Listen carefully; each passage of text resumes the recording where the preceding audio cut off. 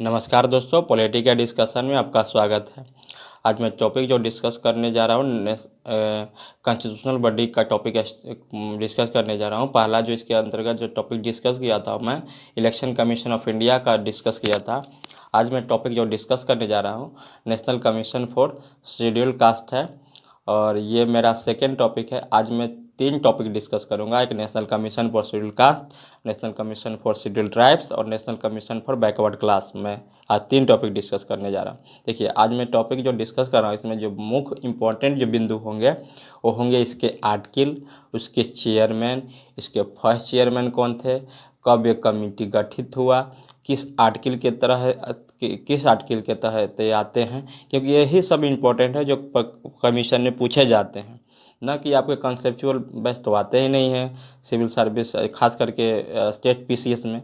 ये यूपीएससी की अगर परीक्षा होती तो उसमें थोड़ा कंसेप्चुअल बेस क्वेश्चन आते हैं। हाँ, एक और पॉइंट है इसमें नोट करने की कि अभी जो भी टॉपिक डिस्कस कर रहा हूँ वो प्रीलिम पॉइंट ऑफ व्यू से कर रहा हूँ, लेकिन अगर मैं यही टॉपिक अगर मेंस पॉइंट ऑफ व्यू से डिस्कस करूँगा तो उसके लिए अलग से इसके पावर एंड फंक्शन के बारे में बताऊँगा। तो उसके लिए मैं अलग से सीरीज शुरू करूँगा। ये भी जो भी इसके लिए मैं प्लेलिस्ट क्रिएट कर दूँगा, उसमें ये जो टॉपिक जो होंगे उसको एक प्रीलिम्स बेस्ड जो प्लेलिस्ट बनेंगे उसमें इसको डाल दिया। तो ठीक है, तो स्टार्ट करते हैं। National commission for schedule cast. एक देखिए, national commission for schedule cast constitutional body है, क्योंकि यह एक संवैधानिक बॉडी इसलिए है क्योंकि यह संविधान में वर्णित है आर्टिकल 338 के अनुसार। मैंने उसी दिन बताया था जब मैं इलेक्शन कमीशन ऑफ इंडिया के बारे में डिस्कस किया था कि 2 तरह की बॉडी होती हैं, एक होती है कॉन्स्टिट्यूशनल बॉडी, एक होती है नॉन कॉन्स्टिट्यूशनल बॉडी। तो जो कॉन्स्टिट्यूशनल बॉडी होती है वो पहले से ही संविधान में निर्मित होती है, उनके लिए आर्टिकल डिसाइड होता है। जबकि नॉन कॉन्स्टिट्यूशनल बॉडी होते हैं, इसमें 2 तरीके के होते हैं, एक होते हैं स्टैट्यूटरी बॉडी, एक होती है non statutory body. Statutory body जो बनते हैं वो एक्ट के द्वारा बनते हैं, जबकि नॉन स्टैट्यूटरी बॉडी होते हैं वो किसी गवर्नमेंट के ऑर्डर या प्रेसिडेंट या चीफ मिनिस्टर जो भी हैं उनके ऑर्डर से रेजुलेशन ला के बनाए दिए जाते हैं कोई बॉडी। तो आज मैं डिस्कस कर रहा हूँ national commission for schedule cast कि इसलिए यह कॉन्स्टिट्यूशनल बॉडी है क्योंकि आर्टिकल 338 में वर्णित है। इसके अलावे कुछ ऐसे बॉडी हैं जो देखने में तो लगते हैं कि कॉन्स्टिट्यूशनल बॉडी है, लेकिन वास्तव में कॉन्स्टिट्यूशनल बॉडी नहीं है। उसको यहाँ पर डिस्कस करने का पॉइंट मेरा ये है क्योंकि परीक्षा में कभी पूछ दिए जाते हैं कि निम्नलिखित में से कौन से बॉडी कॉन्स्टिट्यूशनल बॉडी है। अगर आप यहाँ आप जान जाते हैं तो वहाँ पे आप मिस्टेक नहीं करेंगे, वहाँ पे आप इजीली डिसाइड कर लेंगे कौन से कॉन्स्टिट्यूशनल बॉडी है और कौन से कॉन्स्टिट्यूशनल बॉडी नहीं है। हाँ, और एक और बात है कि अभी जो मैं डिस्कस कर रहा हूँ पॉइंट एक सीरियली ढंग से डिस्कस कर रहा हूँ। पहला जो मैंने टॉपिक जो डिस्कस किया election commission of India discuss किया, दूसरा जो टॉपिक डिस्कस करने हूँ national commission for schedule cast करने जा रहा हूँ, तीसरा जो करूँगा national commission for schedule tribes करूँगा, और चौथा जो डिस्कस करूँगा national commission for backward class. ये आपका दिमाग में क्रिएट रहेगा एक इमेज, ताकि जब भी आपका अगर इस तरह के बड़ी क्वेश्चन में आए तो आपको ध्यान में आ जाए कि ये जो बॉडी है वो कॉन्स्टिट्यूशनल बॉडी है और ये जो बॉडी है कॉन्स्टिट्यूशनल बॉडी नहीं है। तो ठीक है, बात कर लेते हैं कि नेशनल कमीशन फॉर वुमेन यह एक नॉन कॉन्स्टिट्यूशनल बॉडी है, मतलब नॉन कॉन्स्टिट्यूशनल है, स्टैट्यूटरी है, क्योंकि एक एक्ट के द्वारा बनाया गया था 1992 में। अभी जो वर्तमान इसके चेयरमैन हैं वो रेखा शर्मा है। नेशनल कमीशन फॉर माइनॉरिटी जो कि 1993 में बनाया गया था, अभी जो इसके वर्तमान चेयरमैन हैं तो सरदार इकबाल सिंह लालपुरा है। नेशनल ह्यूमन राइट कमीशन जो कि 1993 में इस्टाब्लिश हुआ था, उसके जो वर्तमान चेयरमैन हैं अरुण कुमार मिश्रा हैं। National commission for protection of child right जो कि 2007 में क्रिएट किया गया था, अभी जो वर्तमान चेयरमैन है प्रियंका कानूनगो है। ठीक है, तभी हम बात कर लिए कि ये सभी जितना भी बॉडियाँ हैं वो स्टैट्यूटरी बॉडी हैं क्योंकि एक्ट के द्वारा बनाए गए हैं, जबकि national commission for schedule caste, national commission for schedule tribes, national commission for backward class ये सभी कॉन्स्टिट्यूशनल बॉडी हैं। हाँ, अगर हम हिस्टोरिकल बैकग्राउंड की बात करें national commission for schedule cast के लिए, तो देखिए आर्टिकल 338 के अनुसार यह संविधान में वर्णित है। जब ये बनाया गया था तो उस समय एक स्पेशल ऑफिसर होता था। नेशनल शेड्यूल कास्ट और शेड्यूल ट्राइब्स के लिए एक स्पेशल ऑफिसर की नियुक्ति होती थी, लेकिन कुछ समय के बाद सरकार ने एक रिपोर्ट लाया रिपोर्ट प्रेसिडेंट के पास पेश किया और उसके कार्य के अनुसार उसको उसका नाम चेंज कर दिया, उसका जो नाम चेंज कर दिया, उसका कमिश्नर कर दिया। जो स्पेशल ऑफिसर का जो पोस्ट था अब उसे कमिश्नर के नाम से जाना जाने लगा। उसी समय जब ये लाया गया था, कुछ समय के बाद, कोई फिक्स डेट नहीं है किस दिन इसको चेंज किया गया था, लेकिन आपको ध्यान में रहे जब ये एस्टाब्लिश हुआ था नेशनल कमीशन स्पेशल ऑफिसर, जब ये कमीशन एस्टाब्लिश हुआ तो उस समय जो ऑफिसर होता था स्पेशल ऑफिसर था, लेकिन उसका जो नाम चेंज कर दिया वो कमिश्नर बना दिया गया। अगला जो इसमें मूवमेंट था 1978 में था, उसमें क्या हुआ था, एक रेजुलेशन लाया गया और इसको मल्टी मेंबर बॉडी बना दिया गया SC/ST के लिए, एलॉन्ग विथ कमिश्नर। कमिश्नर का भी पोस्ट था, उसके अलावे भी बॉडी था। और उस समय का जो चेयरमैन बना था भोला पासवान शास्त्री बने थे और 4 अदर लोग मेंबर थे उसके। तो याद रखें कि मल्टी मेंबर बॉडी कब बना था, 1978 में बना था और उस समय जो चेयरमैन थे भोला पासवान शास्त्री थे। और 1987 में क्या हुआ कि इस कमीशन का जो नाम रख दिया national commission for schedule cast and schedule tribes रख दिया 1987 में।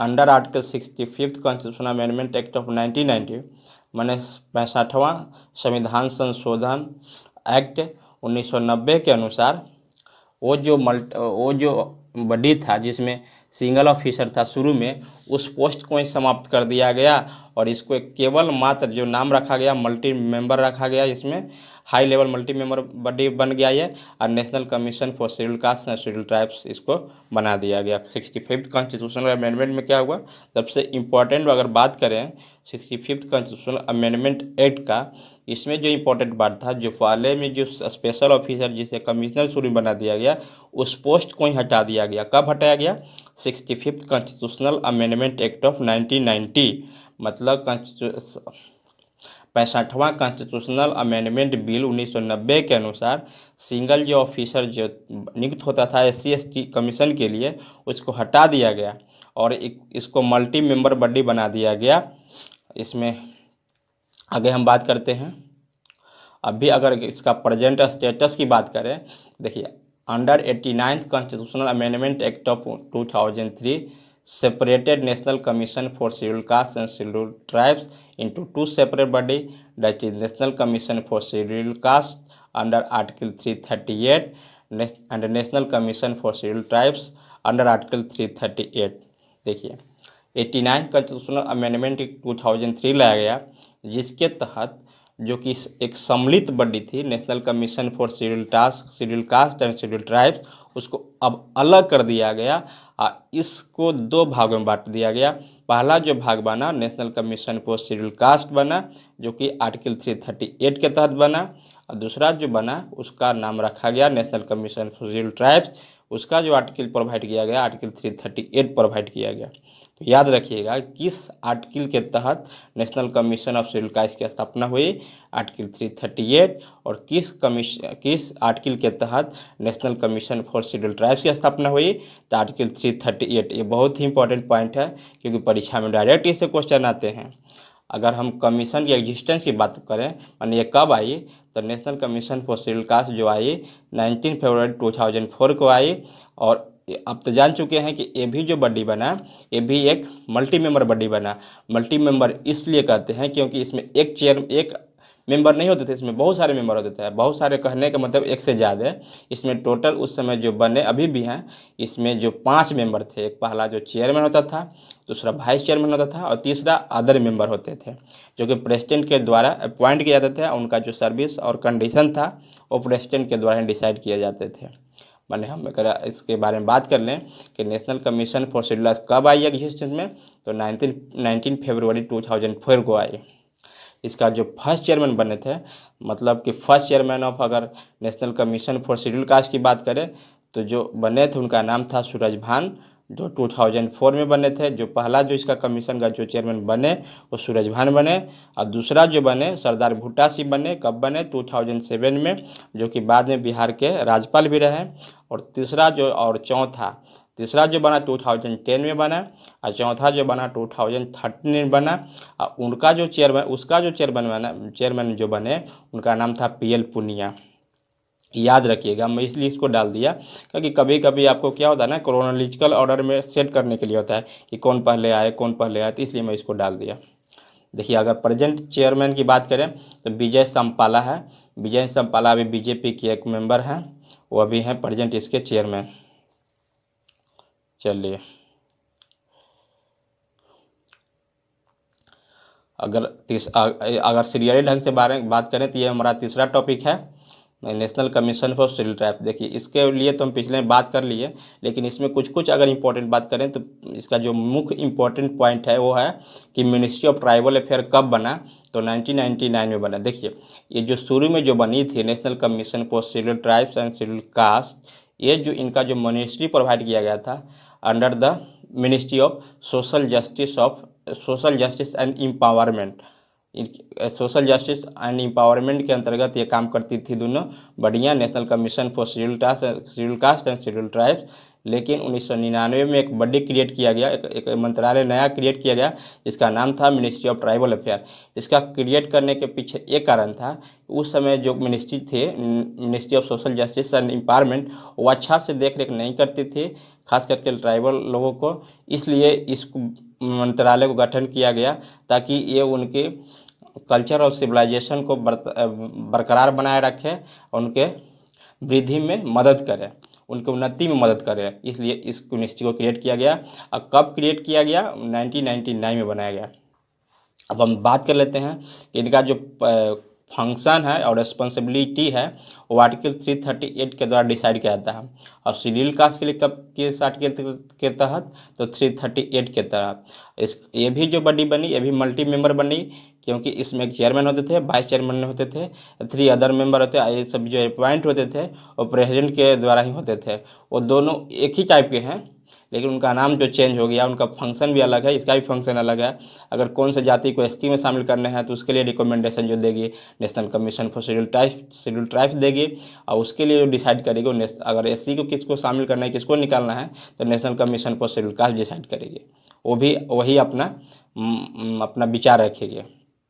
अगर हम बात करें चेयरमैन के, इसके फर्स्ट जो चेयरमैन बने उनका नाम था कुंवर सिंह टेकम।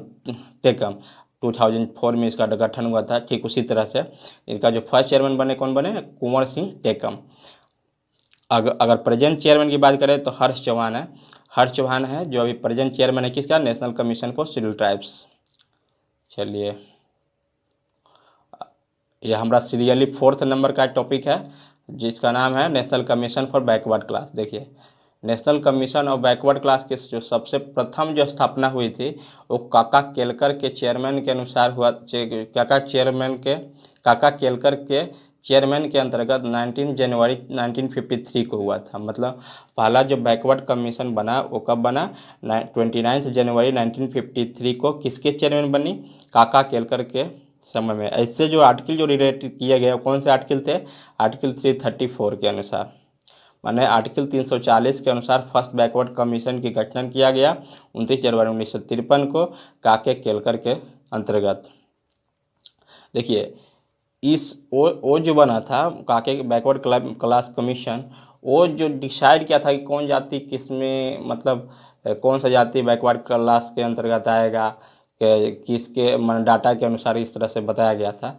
लेकिन जो मंडल कमीशन जो आया, मंडल कमीशन जो फोकस करता है उसमें क्या था, इसमें क्या है कि उनको एक सरकारी नौकरियां में, जैसे सरकारी या प्राइवेट क्षेत्र में आरक्षण की बात करती है मंडल कमीशन, जो कि 27% उसको रिजर्वेशन प्रोवाइड करती है किसी भी सरकारी या पीएसयू में नौकरियों के लिए। ये आपका उसका डिसाइड करती है मंडल कमीशन। मंडल कमीशन जो आई वो 1979 में आई। उनका जो चेयरमैन था बीपी मंडल है, और जो सरकार थी वो जनता पार्टी की सरकार थी, और जो उस समय के प्रधानमंत्री थे मोरारजी देसाई थे। इसमें मुख्य अगर बात करें तो इसका जो अगर इम्पोर्टेंट बात करें तो इसका फर्स्ट बैकवर्ड कमीशन कब हुआ था? फर्स्ट बैकवर्ड क्लास की कमीशन की गठन कब हुआ था? 29 जनवरी 1953 को। किसके चेयरमैन गठन हुआ था? काके केलकर के अंतर्गत इसमें चेयरमैन थे, तो उनके चेयरमैनशिप के अंडर ये फर्स्ट बैकवर्ड क्लास कमीशन के गठन हुआ 29 जनवरी 1953 के। अगर हम इसको एजुकेशनली अगर बात करें, सोशली एजुकेशनली बैकवर्ड क्लास की गठन कब हुआ, तो 1979 में गठन हुआ। और जो गठन किया गया था किसके द्वारा किया गया था, under the chairmanship of BP Mandal. और उस समय की जो सरकार थी जनता पार्टी की सरकार थी। प्राइम मिनिस्टर थे मोरारजी देसाई थे। इस कमीशन, यही जो कमीशन था मंडल कमीशन, वही 27% रिजर्वेशन प्रोवाइड करती है ओबीसी के लिए, सेंट्रल गवर्नमेंट या पीएसयू के अंतर्गत जितना भी नौकरियां हैं उसमें। चलिए अब हम बात कर लेते हैं। अब इसका अगर हम प्रेजेंट स्टेटस की बात कर लें तो national commission for backward class पहले ये जो स्थापित हुआ था यह कॉन्स्टिट्यूशनल बॉडी नहीं था, लेकिन अभी जो ये इसका जो प्रेजेंट स्टेटस की बात करें तो अब यह कॉन्स्टिट्यूशनल बॉडी है।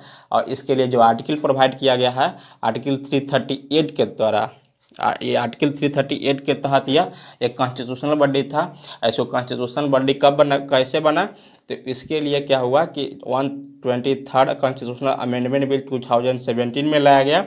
और जो एक्ट था 102nd अमेंडमेंट एक्ट 2018 के तहत इसको कॉन्स्टिट्यूशनल बॉडी का स्टेटस दे दिया गया। और किसके अंतर्गत आती है, कौन सा मिनिस्ट्री के अंतर्गत आती है, तो ministry of social justice and empowerment के अंतर्गत आती है।